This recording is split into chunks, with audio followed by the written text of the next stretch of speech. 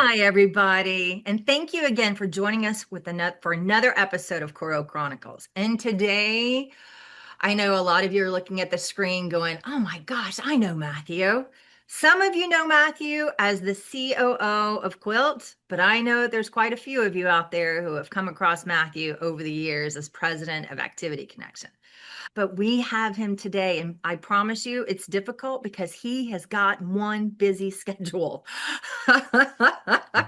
Mathew, thank you so much for joining us today. Thanks for having me. So happy to be here. I know that you just came off of an event with Mary Furlongs. I think it was last week. 2 weeks ago now, it feels Two, like last week. I'm still catching yeah. my breath from it, but it was man, Mary Furlong, such a force in the space for such a considerable amount of time now. Her 23rd What's Next Longevity Venture Summit, and it was Wow. awesome. What a conference. I have never met her, but man, her reputation and yeah, you're a force. That is the best way to explain her completely. She has she's got an aura about her. She's so Mm. welcoming, she's so friendly, and she knows everyone. And she gets a real thrill out of connecting people, connecting the dots, and helping positive outcomes in our space. So when you get around someone like that, with that type of vision, that type of mission, and then you see the folks that she puts together, the people that show up at her events, it's humbling to be a part of it, really. Wow. Well, I know that it's going to go live soon enough, and I cannot wait to see. I just know you, and I know you did an amazing job. One of the things that I know you and I have talked about this, but one of the things that I love about this podcast is that we all become our job title, or we become part of the company that we work for. And sometimes along the lines that people know you only exclusively to maybe the man on the stage that gave an amazing presentation, but we lose out on the story of how you got here. Because we're not, for the most part, none of us are really born into long-term care, but we all have a journey. And so I would love to open this as and give you some space to share that story. Yeah. Wow. Good question. Hmm? I'm one of those folks who was extremely lucky for the opportunity to work in senior living to have found me. I wish that knowing what I know now and having a chance to be a part of this space, I really wish that when I was younger, when I was going through school, maybe I had the foresight and the motivation to want to be in a longevity field. I grew up just dating myself. I'm 47, right at the tail end of the Gen X. Oh, And you yeah. know what was a real influence on my life was how technology began to creep in more and more, Oh, yeah. especially in my younger years and teenage years and early 20s. And there was so much action around technology and software development and the internet, the rise of the internet. I just Right. wanted to be a part of that. And my first field of interest and field of study was technology. I got my degree in business information systems. I started my career building business infrastructures and helping to scale and support businesses from the technology side. Soon after I started really doing IT work, then the next big thing after the internet was like responsive website design and mobile application development. And I got all inspired by that, started studying that, started my own digital web agency and helped create a lot of tools like that to support businesses of all types. And around that time, I had a friend in my network tell me about this wonderful opportunity they had discovered for someone like me to join a company like Activity Connection and help them do more of their good work to maybe retool the company internally with different Mm. types of technology that they were using to help them advance their website and digital strategy and move the business forward and actually install a new business model for them to help them reach those next levels. And I was very proud of the work that we did over there. And of course, in that time, I drifted from being mainly focused on technology to just falling in love with the people we were serving and the mission of the business. And delivered a bunch of technology projects Worked with so many talented, super inspired people over there. Activity Connection is full of wonderful people. And then just made it my business as president to interact with and learn from as many of our customers as I could. And some of the things I learned were just there's themes throughout senior living on the life enrichment side that I just began to become extremely passionate to try to find a way to support and solve for any way I could.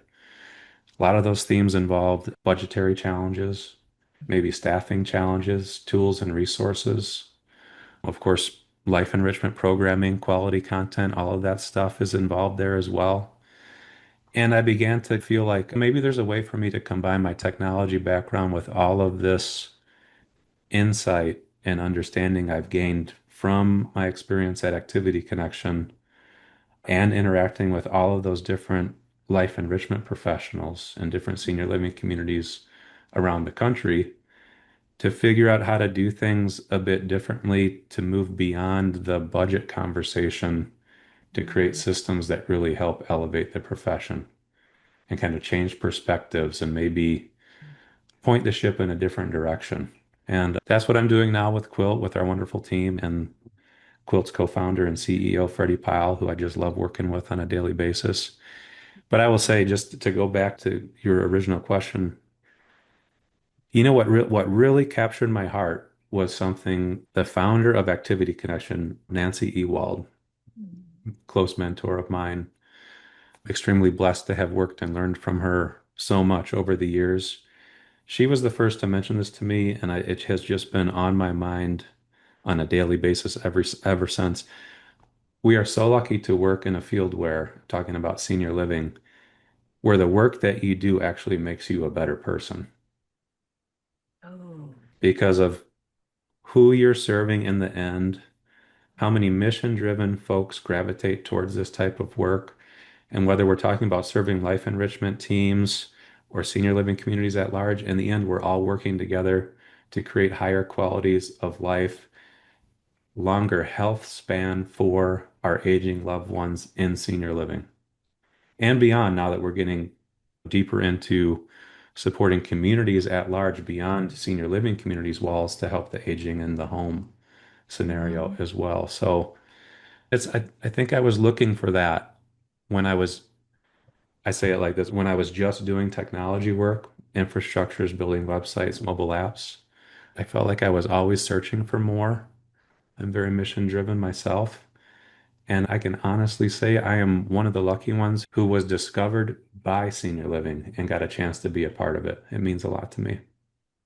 So that friend of yours that made that introduction, are you still in contact with them now?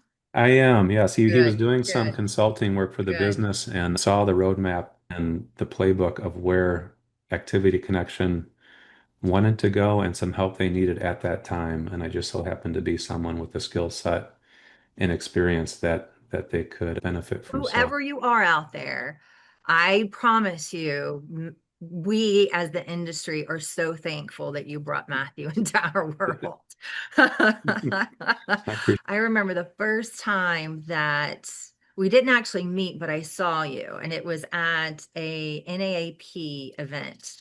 And they allowed all of us to come to the stage for 2 or 3 minutes just to do a quick little introduction of who we were and all this. And it was honestly, it was my first time to be in front of a group of people after COVID. And just standing there, I think I stood there for what felt like 10 minutes, just looking at this, just people again. But when you took the stage, I was just standing there going, what is happening? And then when you asked, and it was literally, you were just saying hi to everybody. And you asked one simple question of who here is using Activity Connection. And my name is Mathew Guilfoyle, and everybody in the room. I couldn't even find a hand that wasn't raised. it. And then that's what it was, is everyone, because I was standing in the audience at that point, I could hear them saying how much they loved Activity Connect, how much they loved you, and how much of a difference. And it's interesting talking about being in the world of IT infrastructure and so forth, but it also amazes me because you are so heart led And you're this great balance, which is very unique because usually that kind of career path is behind the scenes, is quiet, is head down, like my grandmother used to say, just keep your head down in color. But for you, it's this, and to be able to take that knowledge and apply it in an industry that, because you and I both know we stepped into long-term care talking about streaming, talking about content, and it was very new when for me it was what, 16, 15 years ago. And I remember walking into communities and talking about, do you have Bluetooth or do you have Wi-Fi? And that was, what are you talking Yeah. about? Yeah. I appreciate you saying that about me first very much, Debbie. Any success I've achieved in this field, especially in the early going, was because of the reputation of Activity Connection and just having the chance to be a part of that and represent that wonderful business. Truly blessed to have been right place, right time, and offered that opportunity, standing on the shoulders of giants that way, the Ewalds in the space, and just to be associated with it. That's funny because I remember that conference, that NAP conference. I was nervous to get on stage, and I actually my icebreaker, the first thing I told everybody was, I'm picturing you all naked right now in my mind. That's my process, just to make me comfortable. I'm picturing you all naked right now. And everybody started laughing. It was a good little icebreaker. And then I asked them, how many of you, show of Yeah. hands, currently subscribe to Activity Connection? And I remember 5% It was a plus. wave. And so Yeah. It was difficult to find anyone who wasn't. So yeah, in that conference, that NAP conference, if you're in Activity Connection is still, of course, a major presence in that conference, and it's a chance for them to interact. And for me at that time as well, going back to my initial story of how I got started, a chance to interact with our customers, those life enrichment professionals, activity directors in senior living, and just learn from them, talk with them, exchange ideas, see how things are going, see how you can serve them better. And yeah, those takeaways just from those opportunities I had for almost a decade in that role, it helped me form some really powerful realizations of this space, for whatever reason, maybe a bit slower to adopt technology, a bit slower to really adopt some best practices and how to use that technology most effectively in their communities. And also, when I started taking a closer look at the technology in general, I saw some gaps. I saw some things that needed to be done better, some things that needed to catch up to the contradictions my mind had put together of where the conversations in the industry were going versus what some of the same folks, the same brands who were leading those conversations were actually providing. And we've chatted before, and I've mentioned I have a challenge with contradictions. I like to call those out and solve for them. And that's really what fuels me on a daily basis now to, like you said, to combine my technology background, that part of me that is very left brain and problem solving and systematic and very kind of head down and detail oriented with the heart Yeah. and empathy and trying to solve at the person level, at the people level, to eliminate these contradictions, to help people do their jobs more effectively, more efficiently. If we know we're serving folks that by and large have some staffing challenges or budgetary challenges, as a technology or software provider, what I would ask is, what are you doing to serve folks if you know those are the challenges in play? What are you doing? Are you mission driven? Are you profit driven? There's an answer in there where you can still be for profit, but lead by mission to serve those folks better as your customers and mean what you say and do what you say on a daily basis. I see some contradictions in our industry. I'm not going to call them out directly, but those are the spaces we're trying to fill in an effort not only to succeed as a brand with Quiltt, but to help elevate the industry and move this thing forward in different ways. I love that. And in fact, just along those lines, because you're talking about how you're led and you've had this amazing journey, that I have to imagine that there are multiple people that you think of. But can you share, and you don't have to give names, but is there an engagement director or even a resident that just, because we all, especially I think for us when we first start, we make a relationship, and that person who may not even be here any longer, we still carry them because those early lessons that we were taught, I think they just stay with us. There's a number of folks who have really influenced me. It would be hard to pinpoint just one. I've mentioned who really mentored me was Nancy with Mhm. Activity Connection and the wonderful monthly product team.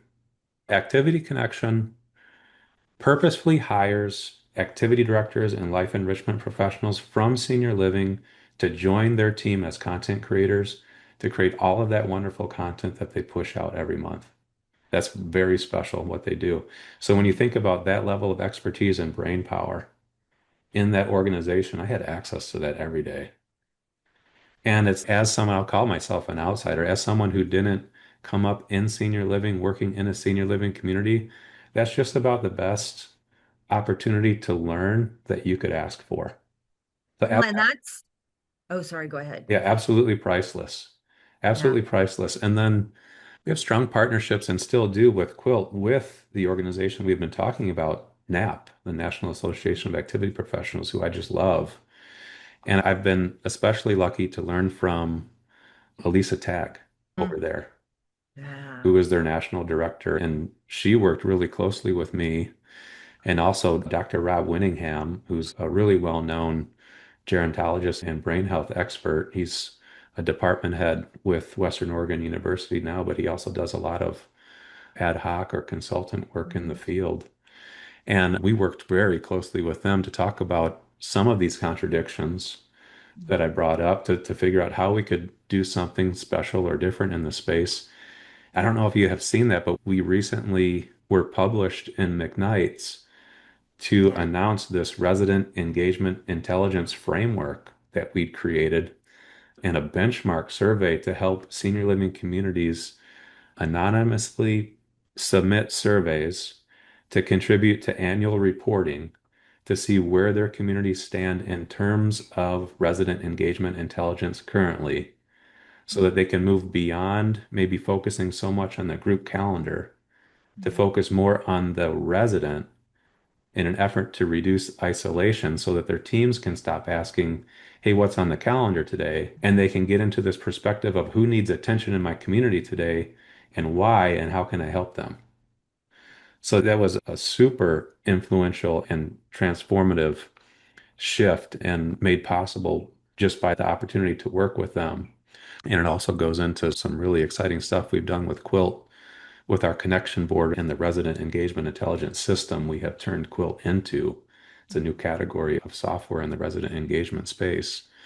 But on the community side, I don't want to mention the community or the person specifically, but I've recently had the opportunity to work with a super talented activity director in a community that has several different levels of care. And a lot along the same lines of moving away from focusing so much on the group calendar and group participation as like the primary indicator of the success or challenges of your engagement operations. This person really impressed me with where they're going with their teams, focusing on one-to-one interactions. I want to get that out there in the space because I think this is a wonderful shift in perspective as well. So much of what life enrichment teams do on a daily basis already is not tracked, is one-on-one or ad hoc interaction with residents. And I think that's the really good stuff. Socialization is extremely important. Group events are extremely important. But I think what we've seen happen in the industry is maybe too much focus being suggested as like the primary metric for successful engagement operations being group participation, when really it's how many touch points is your team having with every resident in your community on a daily basis?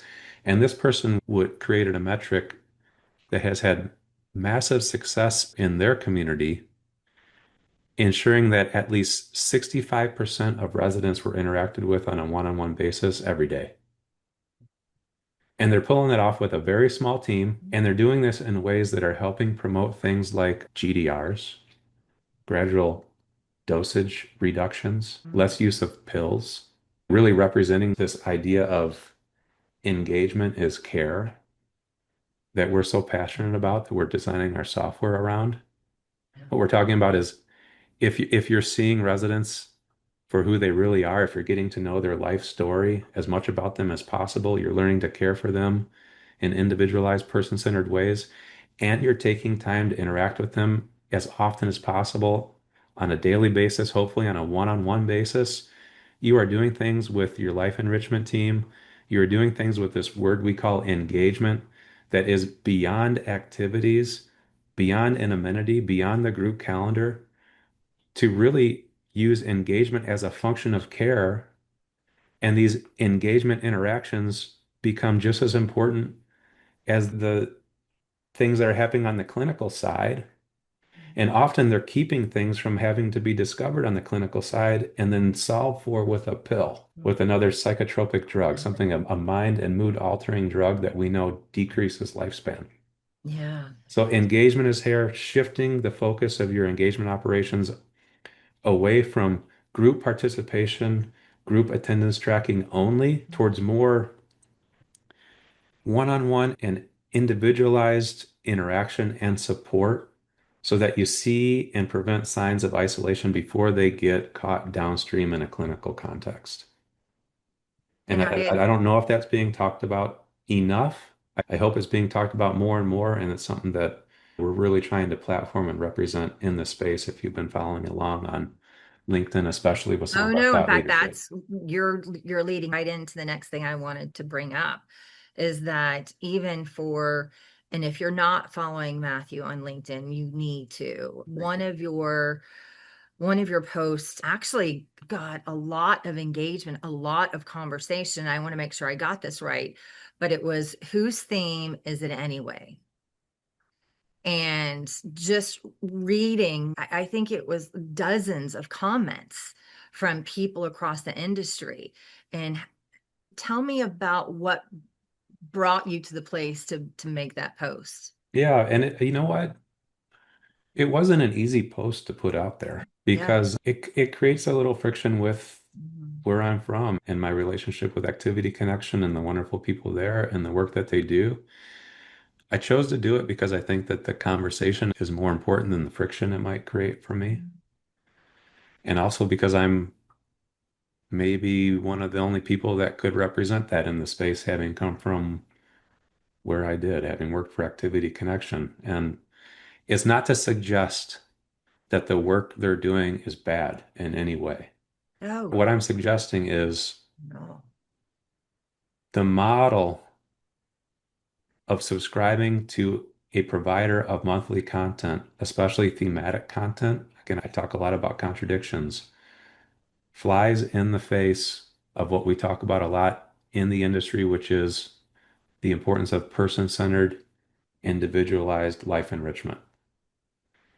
And what I suggest in that article and what that post was promoting is when you are a senior living community and a life enrichment team, and you are subscribed to a provider of monthly life enrichment content, it has the potential to instantly put you in a reactive mode where you are then thinking about and you're waiting for that new content to come out. You're waiting to see what the monthly theme is going to be.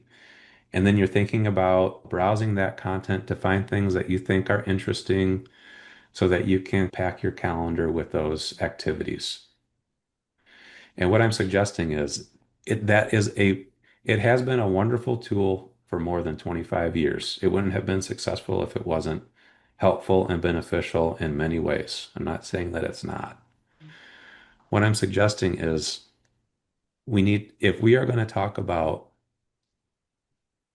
person-centered care and the importance of individualized programming, getting to know the life story and understanding residents at their deepest levels and driving true engagement to support positive health outcomes, you need to be doing things that really reach people. You need to be, instead of thinking about what are we doing this month and waiting for that monthly content to come out, you need to be thinking about who are we serving this month and what do we need.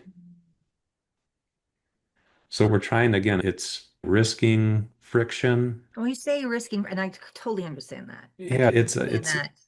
But when you look at that dialogue that came from that, and anyone, this is public, anyone can go on and see this, but when you look at the people that are engaging, that are appreciative and just want to, were there any posts that you, or any dialogue that, how do I say this? Anything that you maybe not shocked by, but validated you posting? I Oh, need to yeah, bring this conversation to the forefront. definitely. I took a few long, deep breaths before I wrote Mhm. that article and then promoted it on social media about potential blowback from something like that. But the support I received and the type of conversation that it started and which continues today, that post is continuing to trend and folks continue to add comments. And that's the whole purpose is to spread awareness, to hear back from folks, to really maybe ruffle some feathers a bit to get people to create more awareness around it, around how we actually go about executing this thing we called person-centered care on the life enrichment side. It's interesting when you think about ruffling feathers. If we're not ruffling feathers, we're not moving forward. We're not elevating. We're not getting better. What is it? Maya Angelou says, like, when you know better, you do better. And so you think about how long-term care was 20 years ago Yep. and how to ruffle feathers, it's just the evolution. And that's what we should all be doing. Years ago, I remember someone went to my son and said, "Oh, your mom, she must love you so much and all this." And yeah, he said, "But we always knew in my house it's because I try." Because I can sit there and say I love you all day long, but I have to get up every single morning and try. That's what's proving how much I love you. It's the same thing with what you're doing, is that every day, all of us have to get up and try. Whether or not we're trying for a resident, we're trying for a community, we're trying for a partner, but that's what gets us to evolve into what we, because one day it's not if, but when we ourselves are going to be. These are going to be our homes. These are going to be our personal communities. Exactly. Um, Exactly. And I think when you are mission driven and you see a contradiction out there, sometimes it takes a lot of courage not to hold back, to try to push these things forward. And then at the same time, when you're a challenger brand like Quilt and you're truly trying to achieve some of this change in perspective and being the brand that represents that in this space, you can't be afraid to be who you are. You can't be afraid to carve out that new category of technology. You can't be afraid to create that solution that then solves for the problem that you're calling out, where you're saying, hey, if we need to advance beyond the monthly theme, then let's create a piece of mhm. software like Thread by Quilt that allows them to quickly and easily create that individualized person-centered programming to complement that wonderful content from activity connection so that they can achieve both goals. Because here's what I've learned is we talk a lot about person-centered care, individualized programming, but if we have staffing challenges, budget and resource challenges, then we know that we, as life enrichment teams, are constantly searching for more time. So, how are we supposed to create all of this individualized programming if we already have no time to spare? That's a huge motivator in why we created what we did with our AI creative partner for life enrichment is it helps them once they get to know the life story of their residents. Once they have a wonderful group activity calendar full of wonderful things, and once they've used our Quilt Connection Board to see who in their community needs more attention, who's at risk of isolation that they need to touch, find a way to speak directly to and pull them back out of their shell and engage them in their community. Maybe even tap them on their shoulder to lead an activity. I love resident-led programming, resident-led activities, especially multi-session program arcs that a resident could lead. Say a biology teacher, a former biology teacher that's in your space. We created Thread so that folks can go in there, take just those tidbits of information from their life story, plug them in, and then in minutes have comprehensive programming that they can use to try to execute that thing that we call person-centered care, person-centered programming. It's not that it should be used in place of, it's another tool in your toolkit to complement the whole thing so that you have more capacity with the resources that you've already got, the team members you have. How can you elevate to achieve more? That's what we're trying to do. And that I say ruffle feathers, but that's the real spirit of that article. It's extremely complimentary towards Activity Connection and all they're doing, all they've achieved, the wonderful people there, the path that they're on, and that they continue to be the leader in the space. They are installed and used in more than 20,000 senior living Oh, yeah. communities for a reason. Yep. So it would be folly for me to say, hey, stop using them, start using this. Not at Not all. at It's just, all. hey, this is out there. It's wonderful. You're already using it. You could go a little bit further with this other option to achieve and actually execute. Again, another contradiction. We talk about individualized care. It takes so much time. So how do you save these wonderful people time without adding more to their plate, greater expectations, and then expect to hold them accountable for it? You've got to give them a path to victory. Yeah, completely. And it's just a little bit of my HR lens is that because the activity and engagement directors and staff, of course, and volunteers, that all person-centered care in conversation are the lens of a resident, but it's also person-centered care for the executives, the directors, the owners, for their own staff, and to be able to have to give them person-centered care, understanding what their job is and what their day-to-day tasks are. Yeah, it could get us into some other waters. Understanding what their tasks are and getting into their waters. I think that there is, again, another real contradiction in the space that without finger wagging, I don't ever want this to sound like a finger wag. Yeah.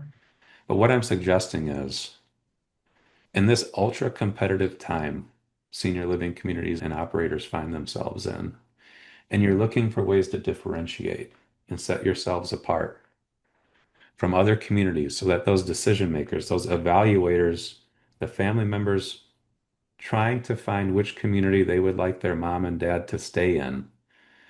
And you think about what are they considering? What's the most important factor? I would contend it is time for life enrichment and resident engagement to have its moment in the sun. Oh, That these are the drivers of higher qualities of daily life, more joy and purpose on a daily basis for residents in senior living, for these folks, moms and dads. And that's what they care about. And that's what sets you apart as a community, amongst other things, of course. But I would put that at the very top of the value inventory. And if we can align on that and we can believe engagement is care, can't we help solve for that budgetary and staffing challenge? If we know that's out there, if we want to differentiate, if we believe this can set us up for success to achieve all of those higher level business outcomes, like occupancy, like length of stay, like revenues, like longevity, all that stuff. God. Can't we agree on that and then just fund it properly? It would be wonderful. And then we could actually help prevent some of the burnout and turnover that we know is out there for obvious reasons as well. Let's do it. Yeah, like you said, for obvious reasons. Super I passionate don't even about know it. how I don't even know of a better question to end this on because that was perfect. But I do try to remember to ask this question just because I know and I want to be respectful of our time. But out of everything we've talked about today, is there a question that you wish I would have asked that I didn't? I think something that I would like more people to know about, and Okay. I don't want it to, at the risk of making it sound like a shameless product pitch. I am happy to do this. And then of course, it's a huge constant in my daily work and the travel and the speaking engagements and what we just did at Mary Furlong's conference and what we've got coming up. What I would really like to talk more about is our advancement from being a traditional resident engagement platform towards what we now are, which is the first resident engagement intelligence system.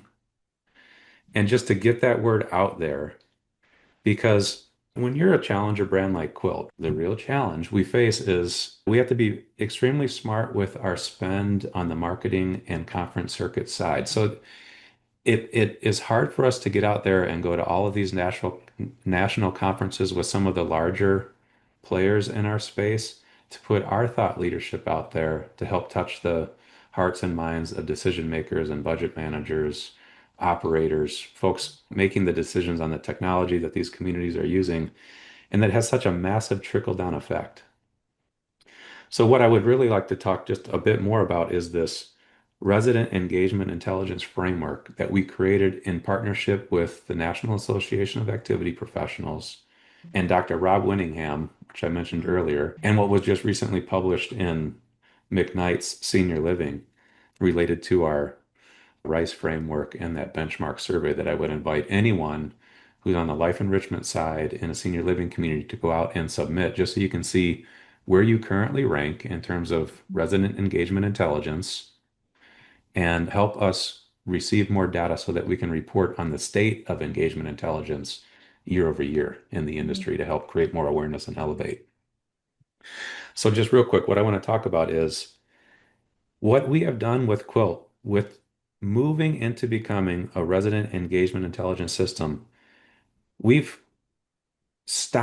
we haven't lost any of our traditional functionality, but what we've done is we no longer place the group calendar at the center of everything, like so much traditional engagement software does. Instead, we place the resident at the center because it just makes too much sense not to do that.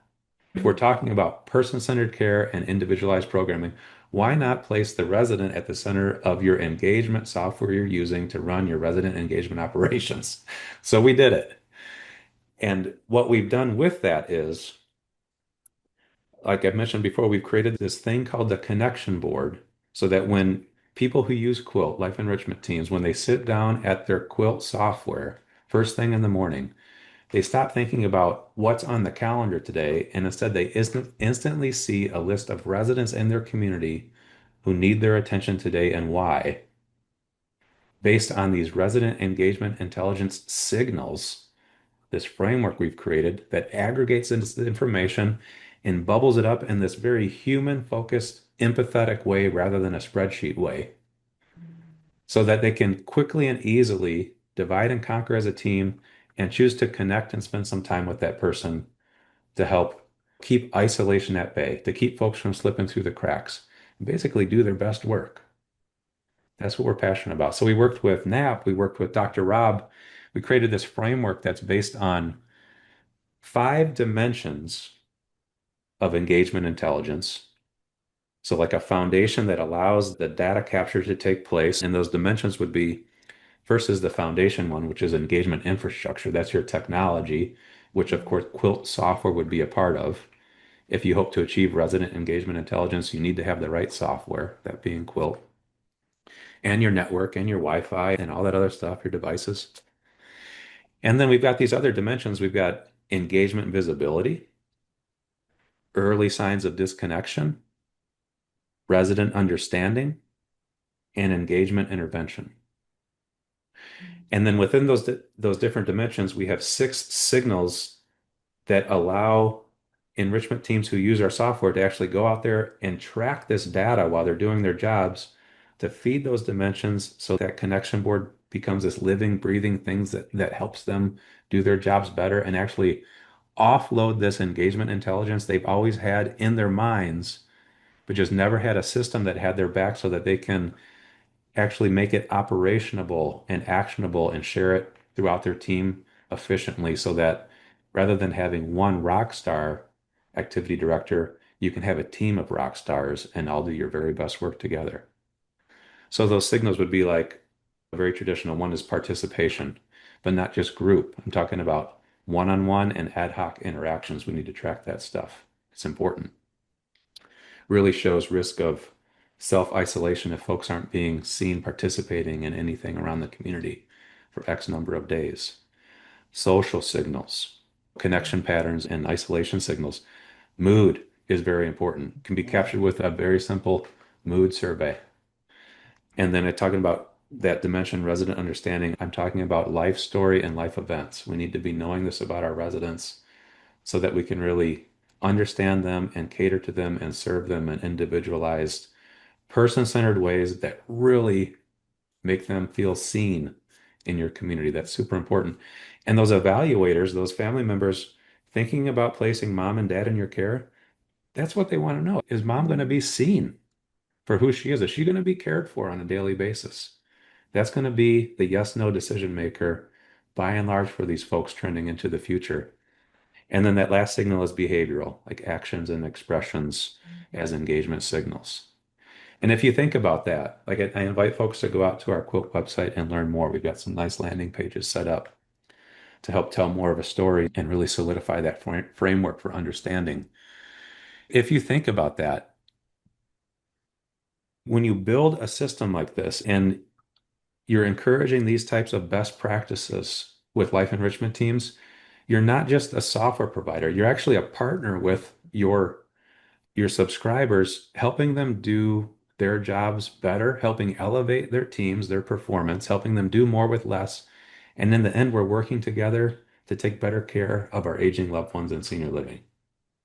And I mentioned at the very beginning, that's what this is all about for me personally and for us as a brand with Quiltt. We're doing things differently. We know that we need to achieve the lofty goals we have as a brand, as a challenger brand. And we've carved this out as who we are and what we represent in the space. And I would just invite more folks to at least give us a look, visit our website, do some reading in the space, and see for yourself and think for yourself what that could do. If you're a life enrichment pro and you have a system that actually lets you offload this intelligence that you've always carried in your mind. So knowing that your team then has your back in the best ways possible, what I would ask is, would that give you more time then to actually unplug from work and do some things that you like off the clock and care for yourself? Practice a bit more self-care. That's something we're also passionate Yeah. about providing for is life enrichment professionals are some of the most selfless, dedicated people I've ever Yeah. met in my life. They are the Yeah. unsung heroes of senior Right. living. And we Mhm. talk about this thing, another contradiction. When burnout and turnover is high. I would ask technology providers and folks serving the space, what are you doing to solve for that? Yeah.